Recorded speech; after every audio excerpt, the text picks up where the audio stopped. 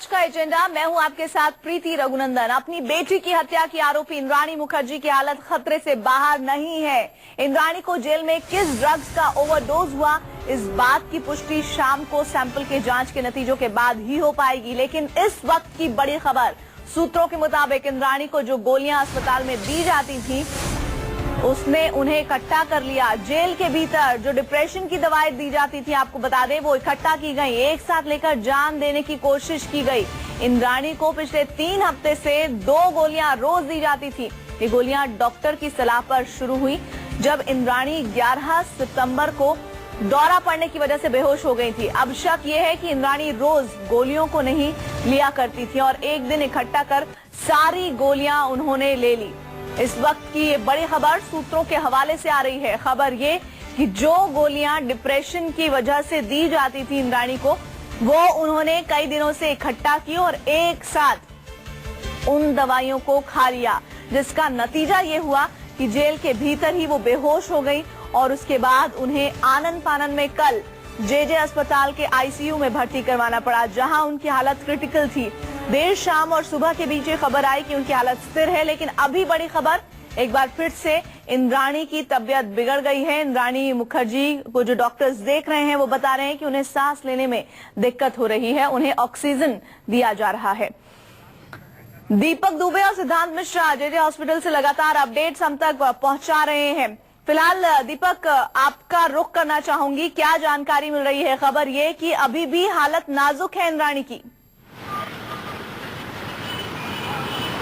जो सुन रहे हैं अभी उनसे दीपक, आपकी आवाज सही से नहीं आ पा रही है, मैं आपके पास आऊंगी दोबारा। सिद्धांत मिश्रा का रुख कर लेते हैं। सिद्धांत, जेल प्रशासन की तरफ से कुछ कहा जा रहा है, आखिर लापरवाही हुई तो हुई कहां पर है? जी प्रीति, देखिए अब ये तो साफ हो चुका है कि जेल प्रशासन की ओर से भारी लापरवाही हुई है इस पूरे मामले में। जो पूरा हादसा हुआ उसमें क्योंकि अगर इंद्राणी ने दवा का ओवरडोज लिया तो आखिर इंद्राणी के पास इतनी दवाइयां आई कहां से? क्या इंद्राणी इतने दिनों से दवाइयों को होल्ड कर रही थी, दवाइयों को स्टॉक कर रही थी? और ये क्या इंद्राणी द्वारा सुसाइड अटेम्प्ट है या इसको साजिशन किया गया है? कोई भी थ्योरी को नजरअंदाज नहीं किया जा सकता। आज शाम तक फॉरेंसिक की वो रिपोर्ट एक्सपेक्टेड है। जिन दवाइयों को इंद्राणी ने कंज्यूम किया तो उन दवाइयों को फॉरेंसिक टेस्ट के लिए भेजा गया था। शाम तक रिपोर्ट आएगी जिसके बाद पता लगेगा कौन सी दवाइयां इंद्राणी ने खा ली थी जिसके बाद वो बेहोश हो गए। कल सुबह 6 बजे का ये वाकया है जब 6 साढ़े 6 के करीब इंद्राणी ने ये दवाइयां खाई थी, जिसके बाद उनकी तबीयत बिगड़ने लगी, वो बेहोश हो गई। जो जेल प्रशासन है, बायकला जेल प्रशासन ने बाकायदा इंद्राणी की जांच की, जिसके बाद उन्हें जेजे अस्पताल रेफर किया। दोपहर 2 बजे उन्हें जेजे अस्पताल ले जाया गया। जेजे अस्पताल की एक टीम ने इंद्राणी के बैरक से वो पिल्स भी रिकवर की उन पिल्स को फॉरेंसिक टेस्ट के लिए ले जाया गया। उसके बाद शाम को जेजे अस्पताल ने इंद्राणी के 3 टेस्ट भी किए, जिसकी भी रिपोर्ट आज शाम तक आनी है। फिलहाल रात तक के जो अपडेट था वो ये था कि इंद्राणी की हालत स्टेबल है। लेकिन अब जो ताजा ब्रेकिंग है वो ये है कि इंद्राणी की हालत एक बार फिर से नाजुक बताई जा रही है। बताया जा रहा है कि इंद्राणी ने बहुत बड़ी तादाद में टैबलेट्स ली थी, बहुत बड़ी तादाद में ओवरडोज हो गया था। यही वजह है कि हालत स्टेबल नहीं हो पा रही है।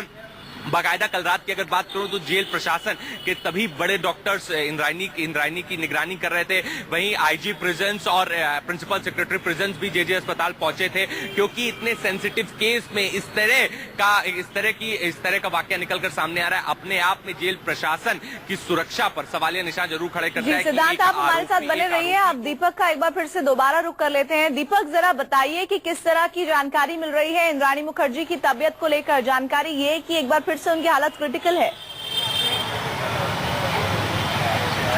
जी, अभी कुछ देर पहले अस्पताल के जो सूत्र हैं उनसे हमारी बात हुई, उनका साफ तौर पे कहना है कि इंद्राणी की जो हालत है लगातार नाजुक बनी हुई है और अभी कुछ देर पहले उनकी हालत में काफी सुधार जो होने की गुंजाइश थी वो और भी बिगड़ गई है। ऐसे में डॉक्टरों की जो टीम है लगातार उन्हें ठीक करने की कोशिश कर रही है। ऑक्सीजन पे रखा गया है, वेंटिलेटर पे रखा गया है, जिससे जल्द से जल्द उन्हें रिकवर कर लिया जाए। लेकिन जो डॉक्टर हैं और खासतौर पर जो डीन है, उनका साफ तौर पर कहना है कि 72 घंटे काफी क्रिटिकल है इंद्राणी मुखर्जी के लिए और यही वजह है कि जो डॉक्टरों की टीम है लगातार उनकी जो देखभाल कर रही है, लगातार दवाइयां उन्हें दी जा रही हैं जिससे जल्द से जल्द उन्हें ठीक कर लिया जाए। लेकिन जिस तरीके से जो दवाइयों का ओवरडोज हुआ है उनके शरीर में, खासतौर पर दिमाग पर जो उसका असर हुआ है, और यही वजह है कि उनकी हालत लगातार नाजुक बनी हुई है। जी दीपक, आप हमारे साथ बने रहिए। इस बीच जेजे अस्पताल के डॉक्टर्स ने ये जानकारी दी है कि इंद्राणी को अभी खतरे से बाहर नहीं कहा जा सकता है।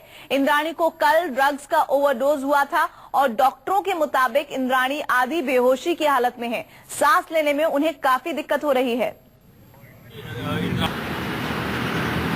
देखिए प्रीति, मैंने अपने निजी तौर पर जेल प्रशासन से तफ्तीश करने की कोशिश की और ये भी जानने की कोशिश की कि पिछले इन तमाम दिनों में इंद्रायणी से किसने मुलाकात की जेल में। तो इंद्रायणी की जो एडवोकेट है गुंजन मंगला, उन्होंने तकरीबन एक हफ्ता पहले इंद्रायणी से मुलाकात की थी।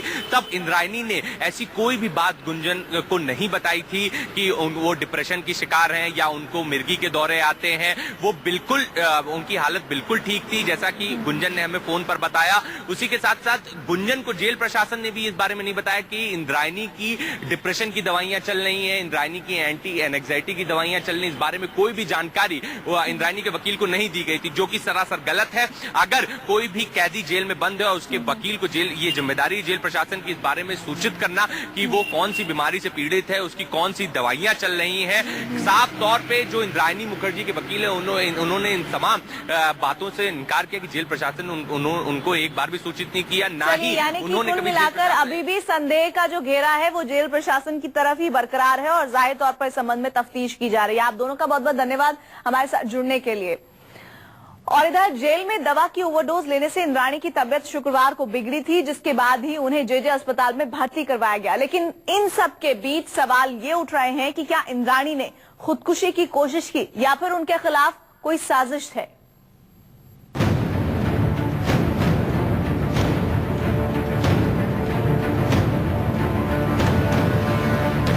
शीना बोरा मर्डर केस की मुख्य आरोपी इंद्राणी मुखर्जी मुंबई के इसी जेजे अस्पताल में भर्ती हैं।